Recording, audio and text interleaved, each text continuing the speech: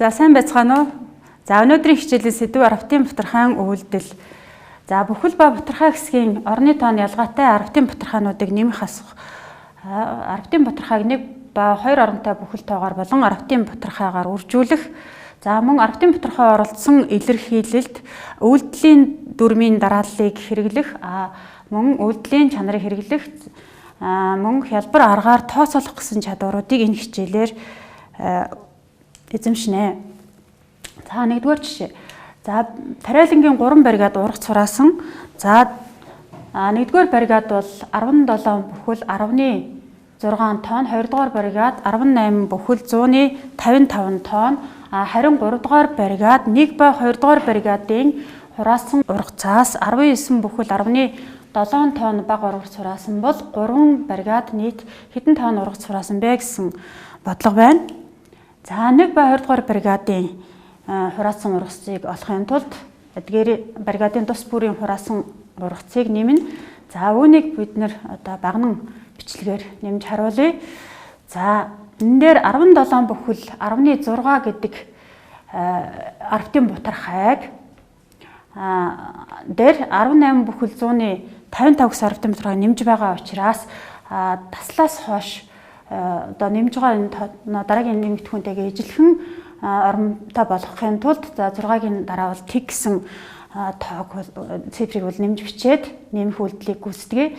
За тэгээд бүхэл тоонуудыг нэмэхэд ямар дүрэн баримталгүй тэр дагуу бид ингээд нэмэх үйлдэлүүдийг хийж чадна. За эндээс бүхэл тоог нэмэх үйлдэлээс бүхэл буюу натурал тоог нэмэх үйлдэлээс юугаар ялгаатай вэ гэвэл зөвхөн дасл тийм ээ Бутархайн бүхэл хэсгийн цэгийг бол тавих нь л илүү өөр байгаа.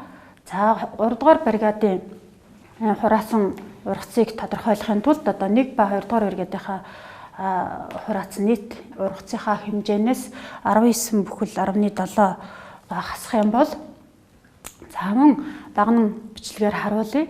За энэ дээр 36 бүхэл 115-аас 19 бүхэл 10.7-г хасж байна. За тэгэхээр бас адилхан нэгдүгээр хасагдагчтайгаа адилхан хасагчийн орныг ижилхэн болгохын тулд 7-гийн дараа тгийг оруулж ирж бичнэ.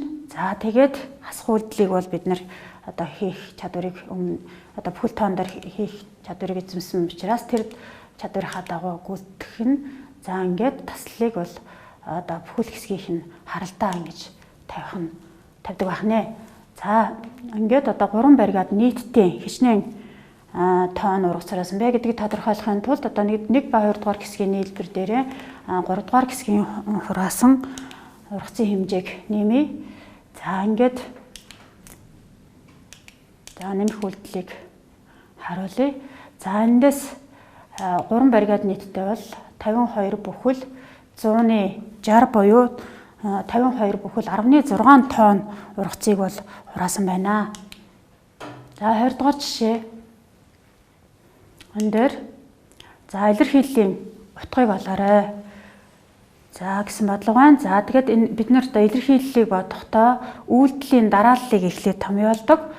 За үйлдэлийн дарааллыг томьёолохдоо бол бид нар хаалттай илэрхийллээс хийн. За аль өмнө байгаа хаалтаа бол 1-р үйлдэл гэж үзнэ. Дараагийн хаалтыг 2-р үйлдэл. За дандаа энд нэмэр хасах үйлдэл байгаа учраас аль ихэнд байгааг нь бол дараа нь бол дараалуулж үйлдэлийнхээ дарааллыг тогтооно. За ингээд 1-р үйлдэлийг гүйцэтгэе. За 1-р үйлдэлийг мөн адилхан багнан бичлэгээр харуулъя. За ингээд 2.4 гэдэг маань бол 240 гэж бичиж болно. За ингээд үүнээсээ 1 бүхэл 181-ийг хасах үйлдэлийг гүйцэтгэе. За эндээс мөн адилхан өмнөөс тийм ээ тэгээс нэгийг хасах боломжгүй учраас өмнөх 4-өөс 1-ийг зээлэх аргаараа ингээд хасна. За ингээд энэ үйлдэлийг гүйцэтгэхэд тэг 159 гэсэн утга гарч ирж байна. За 20 дугаар үйлдэл дээр 325-аас 2.8-ыг хасахын тулд за 2 бүхэл 180 гэж бичээд хасах үйлдэлийг гүйцэтгэе. За ингээд хасах үйлдэлийг хий. За 5-аас тгийг хасаад 5. За 2-оос 8-ыг хасахын тулд бол өмнөх 3-аас 1-ийг зээлнэ. Ингээд 12-оос 8-ыг хасахаар 4 гарна. За энэ бүхэл хэсгээс 1-ийг зээлсэн учраас 2 байгаа гэж тооцоод 2-оос 2-ыг хасахаар тэг бүхэл байна гэж ойлгоно. За ингээд 3 дугаар үйлдэлийг гүйцэтгэе. За 3 дугаар үйлдэл бол 6 бүхэл 1265 дээр тэг бүхэл 1590-ийг нэмсэнтэй бол адилхан шийдэгдэн. За энэ бол 1-р үйлдэлийн хэн хариуг одоо нэмэх байгаа. За ингээд үйлдэлийг гүйцэтгэе. За 5 даар тгийг нэмээд 5. За 6 даар 9-ийг нэмлээ 15, 1-ийг санана. За 2 даар 5-ыг нэмлээ 7, сансан нэг тэгээ 8. За ингээд тэг дээр 6-ыг нэмлээ 6. За юуны таслалыг бол одоо яг тухайн бүхэл хэсгийнхээ харалдаа нь бол тавьж өгөх нь байна. За 4-р үйлдэл маань 3-р үйлдэлийнхээ хариун дээр 2-р үйлдэлийнхээ хариуг нэмнэ. За ингээд 6 бүхэл 1855 дээр за тэг 145-ыг нэмнэ гэдэг маань тэг 1450-ыг нэмсэнтэй ижлэхнээр шийдэгдэнэ. За ингээд үйлдэлийг гүйцэтгэе. Тэг дээр 5-ыг нэмье 5. За 5 даар 5-ыг нэмлээ 10. Тэгэхээр тэгээ 50-ад 1-ийг санана. За ингээд 8 дараа 4-ийг нэмэхэд 12 сансан нэгтэйгээ 13. Тэгээд 3-а 50-ад 1-ийг санана. За 6 дараа 6 бүхэл дээрээ тэг бүхлээ нэмье. 6 бүхэл болно, сансан нэгтэйгээ 7 бүхэл. За ингэхээр бидний авч үзсэн илэрхийллийн утга маань 7 бүхэл 1305 гэсэн утга гарч ирж байна. За дараагийн жишээ нь арвтын бутархаагаар үржүүлэх үйлдэлийг авч үзье. За ингээд 2 бүхэл 10-6-аг тэг бүхэл 10-5-аар үржүүлье. За үүний тулд бүгдээр нэг зураглалыг хийж харуулъя. За энэ одоо өөрөөр хэлбэл 1 литрийн савнд одоо дүүрэн ус байгаа гэж үзэж болно. Энд болохоор 1 литрийнхээ савыг одоо савны хэмжээг одоо 10 тэнцвүү хэсэгт хуваасны 6 хэсэгт нь ус байна гэж үзье. Ингэнгүүт энэ маань бол нийтдээ 2 бүхэл одоо 16 одоо хэсэгт нь ус байгаа гэж одоо тодорхойлж болно. За тэгвэл одоо 0.5-аар 2.6-г үржинэ гэдэг маань болохоор 0.5 гэдгийг бид нэр 15 гээд ингээд хураагаад 2-1 гэсэн энгийн бутархаатай тэнцвүү гэж ойлгодог. За тийм болохоор өөрөөр хэлбэл 2.6 гэсэн энэ хэмжээсийн одоо зүйлийнхээ одоо 2-1 гэсгийг хэдүүлээ тооцоолъё. За тэгэхээр 1 литр юмны хагас нь болохоор 500 г буюу 0.5 болно. За мөн одоо энэ савных бол бас адилхан 0.5 хэсэгтэй устай байна гэж ойлгож болно. За тэгэхээр 0.6 хэсэгтэй устай байгаа сав маань бас тал. Энийхээ талаар тооцоологдох юм бол 0.3 хэсэгтэй устай байгаа гэж ойлгодож болно. За эндээсээ бид нар эдгээр сав ямар хэмжээний савнд одоо ямар хэмжээний ус байна вэ гэдгийг тооцоолохын тулд эдгээрийг нэмэх юм бол 1.3 гэсэн одоо хэсэгтэй бол устай байна. 1.3 литр устай байна гэж ойлгогдож байна. За тэгвэл энэ маань юу гэсэн үг юм гэхээр бид нар 2.6-аг 0.5-аар үржихэд 1.3 гэсэн утга гарлаа гэж ойлгож байна. За тэгвэл одоо бүгдээрээ энэ арвтын бутархаагаар үржүүлэхэд одоо энэ үр дүн яаж гарсан бэ гэдгийг дахиад задлаад авч үзье. За тэгэхээр 26-аг бид нар 5-аар үржиж. Өөрөөр хэлбэл 2.6 гэдгийг бид нэр бүхэл гэж ойлгосон байна. Мөн 0.5 бүхэл гэж ингэж ойлгоод одоо бүхэлтэйгээр үржүүлэх үйлдэлийг яаж гүйцэтгэдэг вэ? Тэр дагуугаа ингэ хийх юм бол за 6-аг 5-аар үржлээ 30 гарна тэгээ тавиад 3-ыг санана 2-ыг 5-аар үржлээ 10 сансан 3-тайгаа 13 гэд ингээд хялбархан гүйцэтгэж чаддаг. За тэгвэл одоо арвтынхаа бутархай дээр авч үзэх юм бол саягийн үйлдэл яг адилхан хийгдэнэ. За харин эндээс гол анхаарах юм нь юу вэ гэвэл одоо үржигдэхүүн болгоны тийм ээ одоо нэгдүгээр үржигдэхүүн гэхээр бүхлийн цэгээс хойш 1 орон байна. За хоёрдугаар үржигдэхүүн бас мөн адилхан бүхлийн цэгээс хойш 1 орон байна гэдгийг ингээ харж байна. Тэгвэл энэ хоёр үржигдэхүүнд нийлээд бүхлийн цэгээс хойш одоо 2 орон байгаа гэдгийг болон тооцоолно. Тэгээд гарсан одоо тийм ээ үржээд гарсан энэ утгаан хариуныхаа араас нь 2 орон тоолоод таслыг тавьдаг байгаа. За энэ бол одоо хамгийн гол одоо үржүүлэх арвтын бутархаагаар үржүүлэх гол одоо дүрм гэж ойлгож болно. За ингээд одоо энэ авч үзсэн дүрмээ дараагийн жишээн дээр хэрэглэе. За ингээд эдгээр 3 үржүүрийг тодорхойлъё. Аад нь одоо багнан бичлэгээрээ харуулъя. За тэгэхээр 3 бүхэл 124-ийг тэг бүхэл 1208-аар үржинэ гэдэг маань бол одоо 324-ийг 208-аар үржүүлсэнтэй ижилхнэр үйлдэлийг гүйцэтгэж болно. За тэгэхээр энэ үйлдэлийг бол одоо хүүхдүүд маань бол өмнөх ангидаа одоо эзэмссэн учраас энэ дээрээ зөвхөн одоо таслыг хэрхэн авах вэ гэдгийг тооцоолъё. За одоо энэ 1-р өржигдэхүүнийхээ таслыг бүхлийн цэгээс хойш байгаа оронгийн харъя. Хичнээн оронтой байна вэ гэдгийг харъя. За энэ бүхлийн цэгээс хойш бол ингээ 2 орон байна. За харин 2-р өржигдэхүүний хувьд бүхлийн цэгээс хойш 1 2 3 орон байна. За ингэнгүүт энэ 2 үржигдэхүүнд нийлээд бүхлийн цэгээс хойш 2-доор нэмэх нь 3 буюу нийт 5 орон байгаа учраас за өмнөх нэг бүхэл тоогоо үржүүлсэн энэ одоо утгаан авч үзээд энэ утгынхаа хувьд одоо араас нь 5 орон тоолж бүхлийн цэгийг тавина гэсэн үг. За гэтэл одоо ингээд араас нь 5 орон тоолъё. 1 2 3 4 5. Гэтэл энэ урдаа нөгөө ямар нэгэн тоо байхгүй тохиолдолд тэг гэж тавих нь тэг бүхэл гэж тавиад бүхлийн цэгийн таслыг бол тавьж өгдөг. За B тохиолдолд нь за тэг 1000-3-ыг тэг 100-4-өөр үржүүлсэн байна. За энэ бол бид нар бол маш хялбархан үржим 3-ыг 4-өөр үржлээ 12 гарна. За харин одоо бидний гол юм яах вэ гэхээр бүхлийн цэгээс хойших оронгуудыг тоолоод одоо таслаа тавих нь хамгийн чухал байгаа. За тэгээд 1-р үржигдэхүүний бүхлийн цэгээс хойш 1 2 3 орон байна. 2-р үржигдэхүүний хувьд бүхлийн цэгээс хойш 1 2 ингээд 2 орон. Энэ 2 үржигдэхүүнд нийлээд бүхлийн цэгээс хойш 5 орон байгаа учраас 12 гэдэг тооныхоо араас нь тоолоод 5 орон таслах ёстой. Гэтэл 12 гэдэг ингээд нөгөө тухайн орон дууссан байх тохиолдолд 1 2 3 4 5 гэдэг нөгөө 5 оронгоо гүйсээд л тэгээр ингэж гүйсэж өгч болно. Тэгээд таслаа тавиад өмнө нь тэг бүхлийг тавьж асуудлыг шийтгэнэ. За дараагийн бодлого нь болохоор арвтын бутархайг бүхэл тоогоор үржүүлсэн байна.